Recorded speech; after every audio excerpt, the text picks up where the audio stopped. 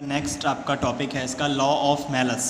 ठीक है, बहुत ये नेम तो आपको बहुत अच्छा लग रहा होगा, लेकिन लॉ इनका थोड़ा टेढ़ा था। ठीक है, तो नेम को थोड़ा छोड़ के साइड में लॉ पढ़ने की कोशिश करते हैं। देखिए लॉ ऑफ मैलस में क्या था। देखिए बेटा, अभी आपने पोलराइजेशन पढ़ा था। पोलराइजेशन पे आपको क्या बताया गया बेटा, सिंपल सा कि आप जब एक ऑर्डिनरी लाइट लेट कर लेते हैं, ये आपका पॉइंट क्या था, ऑर्डिनरी लाइट का एक पॉइंट था। ठीक है बेटा, अब ऑर्डिनरी लाइट को आपने जैसे ही लाइट किया, ये हर एक डायरेक्शन पे, ऑल पॉसिबल डायरेक्शन पे क्या करने लगता है, रिफ्लेक्शन स्टार्ट कर देता है, रिफ्लेक्शन स्टार्ट हो जाता है। ठीक है, तो इस ऑर्डिनरी लाइट को एक पोलराइज्ड लाइट में कन्वर्ट करने का जो प्रोसेस है, ठीक है, process in which we are going to convert ordinary light into the polarised light is known as the polarisation. अगर अदर वर्ड में बेटा हम पढ़ने की कोशिश करते हैं एकदम सिंपल सी लैंग्वेज में, तो ऐसे पढ़ सकते हैं। बाकी मैंने आपको पहले वीडियो में एक्सप्लेन कर रखा है कि कैसे पोलराइजेशन प्रोसेस कंप्लीट होता है। अगर बिल्कुल ईजी वर्ड्स में आपको पढ़ना है तो सिंपल सा ये याद रखिए, ऑर्डिनरी लाइट को पोलराइज्ड लाइट के फॉर्म में कन्वर्ट करने का जो प्रोसेस है, this is known as the polarisation. और पोलराइज्ड लाइट क्या होती है बेटा, एक सिंगल डायरेक्शन पे और डेफिनिट वेवलेंथ के साथ क्या कर रही होती है, मूव कर रही होती है। इनकी जो इंटेंसिटी होती है हर एक बैंड की, वो क्या होती है, हर एक बैंड के बीच में डिस्टेंस इक्वल होगी, इंटेंसिटी हर एक बैंड की क्या होगी, सेम होगी। ठीक है, तो इस कंडीशन को आप क्या बोलेंगे, पोलराइजेशन बोलते हैं। अभी हम लोग स्टार्ट करेंगे लॉ ऑफ मैलस। ये आपको इसलिए बेटा एक बार रिकैप करा दिया बिकॉज यहाँ पे आप पोलराइजेशन का यूज़ कर रहे होंगे। ठीक है, तो ध्यान से देखिए, when a beam of completely plane polarised light, completely plane polarised light की बात कर रहे हैं। ये बेटा देखिए, ये आपकी क्या थी, ऑर्डिनरी लाइन थी, ऑर्डिनरी लाइट। यहाँ से ये आपकी क्या है, ऑर्डिनरी लाइट। आपने इसको यहाँ से क्या कर दिया, polarised, completely plane polarised light है। हर एक डायरेक्शन पे, हर एक बैंड के बीच की डिस्टेंस यहाँ पे सेम होगी। ठीक है, हर एक बैंड की इंटेंसिटी आपकी सेम होगी। उस कंडीशन को आपने क्या किया, देखिए बेटा ध्यान से, beam of completely plane polarised light is incident on analyser.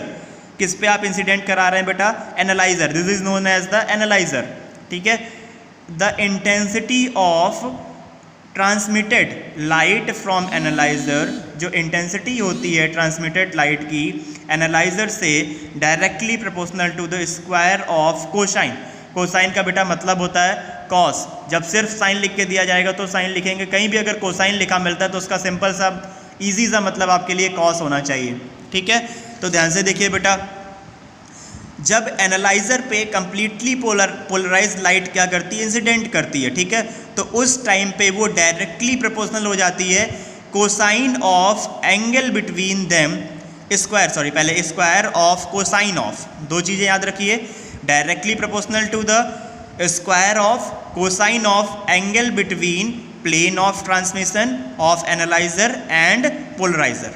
ठीक है, एक कंप्लीटली प्लेन पोलराइज्ड लाइट को हमने इंसिडेंट कराया एनालाइजर पे, तो उस कंडीशन पे जो लाइट की इंटेंसिटी होगी, जो एनालाइजर से ट्रांसमिट हो रही होगी, उसकी इंटेंसिटी आपकी डायरेक्टली प्रोपोर्शनल हो जाएगी कोसाइन के स्क्वायर के। ठीक है, जो एंगल बन रहा था किसके किसके बीच में बेटा, angle between plane of transmission of analyser and polariser. ठीक है, जो एनालाइजर और पोलराइजर है, प्लेन ऑफ एनालाइजर और पोलराइजर के बीच में जो एंगल क्रिएट हो रहा था, उसके कोसाइन के स्क्वायर के डायरेक्टली प्रोपोर्शनल हो जाता है। यहाँ आपको दिख रहा होगा नीचे, I is proportional to the cos square theta.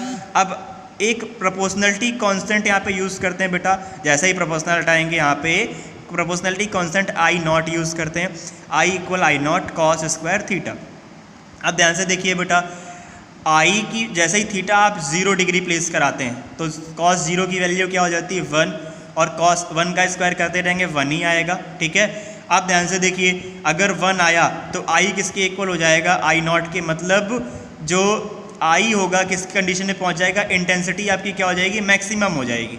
और जैसे ही थीटा 90 डिग्री हो गया, कॉस 90 की वैल्यू कितनी हो जाती है बेटा, 0, आई की वैल्यू क्या हो जाएगी, 0, इंटेंसिटी 0 मीन्स ये किस कंडीशन पे हो जाएगा, मिनिमम हो जाएगा। ठीक है बेटा, next, when ordinary light is incident on a polariser, जब ऑर्डिनरी लाइट को पोलराइजर पे इंसिडेंट कराया जाता है, the intensity of transmitted light is half of the intensity of incident light. जब किसी ऑर्डिनरी लाइट को आपने पोलराइज़र पे इंसिडेंट कराया तो उस कंडीशन पे जो पोलराइज़र से लाइट इंसिडेंट हो रही होती है, ट्रांसमिट हो रही होती है, यानी बोल सकते हैं एक तरीके से रिफ्लेक्ट हो रही होती है, ठीक है।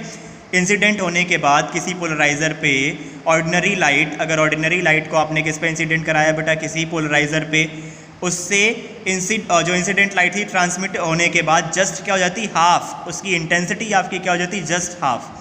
ये आपकी ऑर्डिनरी लाइट है, ये जस्ट एग्जांपल समझते हैं। ये आपका एक पोलराइज़र था, इस पे आपने ऑर्डिनरी लाइट को क्या कराया, इंसिडेंट कराया। जैसे ही इंसिडेंट करने के बाद लाइट बीम यहाँ से ट्रांसमिट होती है, ट्रांसमिट होने के बाद जितनी इंटेंसिटी ऑर्डिनरी लाइट की यहाँ पे थी बेटा, इस ऑर्डिनरी लाइट की जस्ट इंटेंसिटी ट्रांसमिट होने के बाद हाफ हो जाएगी। अगर यहाँ पे 10 थी तो यहाँ कितनी हो जाएगी बेटा, 5 हो जाएगी, ठीक है। ये आपका क्या था, लॉ ऑफ मेलस। नेक्स्ट आपका है ब्रोस्टर्स लॉ, ठीक है। देखिए ब्रोस्टर्स लॉ में क्या है, the tangent of polariser angle is equal to the reflective index of the refractive medium with the proportional reflection takes place। बहुत सिंपल सा है, कुछ ज़्यादा समझने की ज़रूरत नहीं है, ठीक है। The tangent of the polariser, क्या लिखा हुआ है बेटा, the tangent of the polariser angle is equal to the reflective index. जो टेंजेंट एंगल ऑफ पोलराइजर होता है बेटा, रिफ्रैक्टिव इंडेक्स जो रिफ्लेक्टिव मीडियम होता है, रिफ्रैक्टिव मीडियम का जो रिफ्रैक्टिव इंडेक्स होगा, रिफ्रैक्टिव मीडियम मीन्स अगर बेटा यहाँ से लाइट रेज आई, रिफ्रैक्टिव मीडियम कौन सा हो जाएगा, ये रिफ्रैक्ट होकर लाइट इसी मीडियम में तो आएगी, तो जो रिफ्रैक्टिव इंडेक्स का रिफ्लेक्टिव इंडेक्स होगा उसी के इक्वल हो जाता है क्या, tangent of the polariser angle, ठीक है। तो यहाँ से देखिए 180 डिग्री, ये इसका डेरिवेशन है एक बेटा, नेक्स्ट वीडियो में सेंड करते हैं। अभी सिर्फ इतना इसका मतलब समझ लीजिए और इसको नेक्स्ट वीडियो में अच्छे से एक्सप्लेन करके विद डेरिवेशन सॉल्व करके सेंड करते हैं फिर।